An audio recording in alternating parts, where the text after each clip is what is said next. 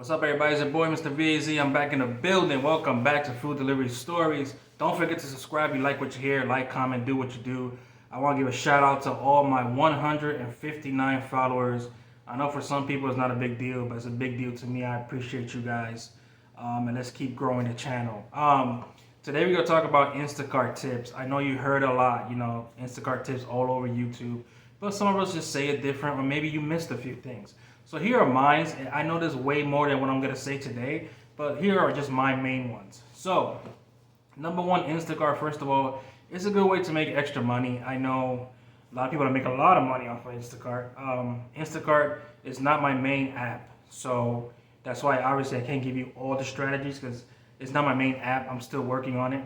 But my main ones pretty much for myself right now is one of the things, always screenshot all the conversations with the customer. Even if you send your greeting when you start shopping and they don't write you back, screenshot that so they know they don't write you back. I know it's a lot of customers. It's so easy to get over on Instacart if you're a customer because they could just say, hey, they didn't contact me or this and that.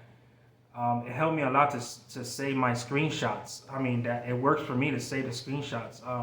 I got a lot of customers saying my ice was melted, but I have the cooler and I take a picture every time whenever I have frozen or ice cream. I say, hey, look, I had it on the cooler, so obviously it's not melted. And I take a before and after picture when I load it up and when I drop off. So that's pretty cool. So always keep your screenshot with your customers' conversations. Another tip is obviously make sure you got cooler bags, insulated bags, whatever you want to call it. Make sure you got those for your frozen, your cold items, because sometimes you might be driving a few miles and some of the stuff does melt.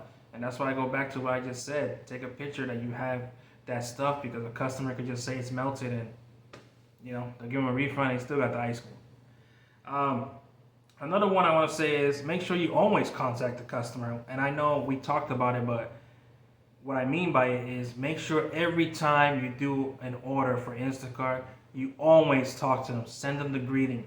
If something's missing or something's not available, you let them know. Write the replacement.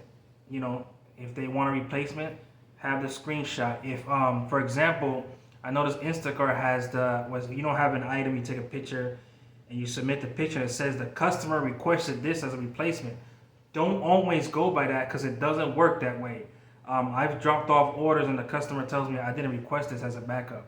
So I always screenshot that as well to let the company know, hey, you guys told me that they requested this if they didn't have that. So pretty much customer, contact them and save your screenshots.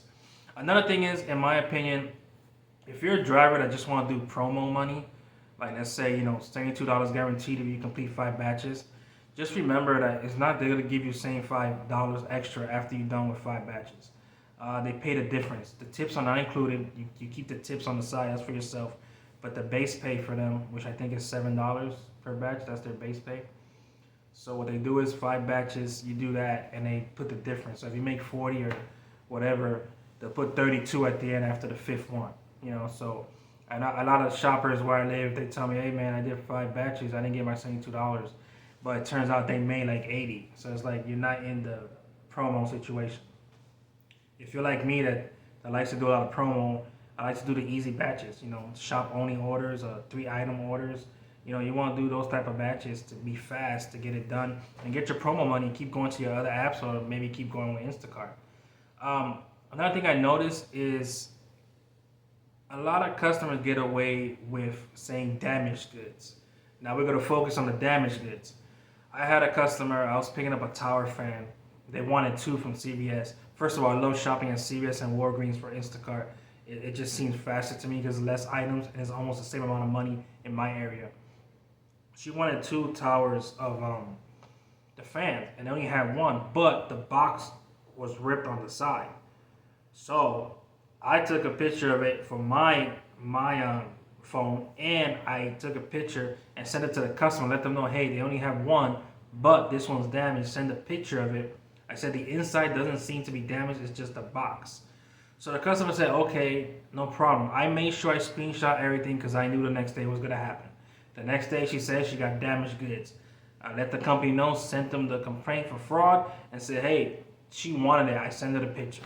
So that will save you a lot. A lot of customers try to do that, and it just sucks. Another thing is, don't worry about your rating. I started today at 4.95 rating. Yesterday I was a 4.90, but it goes up and down so much you can't even control it. Just because they might not have the can of soda the customer want, they'll rate you 1 star. So don't even focus on it. I understand that you get more batches, or you don't want to get kicked out the platform, but I mean, you just can't control it. You're on the customer's mercy, pretty much. That's how most of these apps work. The customer determines how long you stay or what's your rating you get. So take it one customer at a time and make sure you get every item as possible and replace everything and keep the communication. See how I said keep the communication with the customer? That's a big deal this whole time.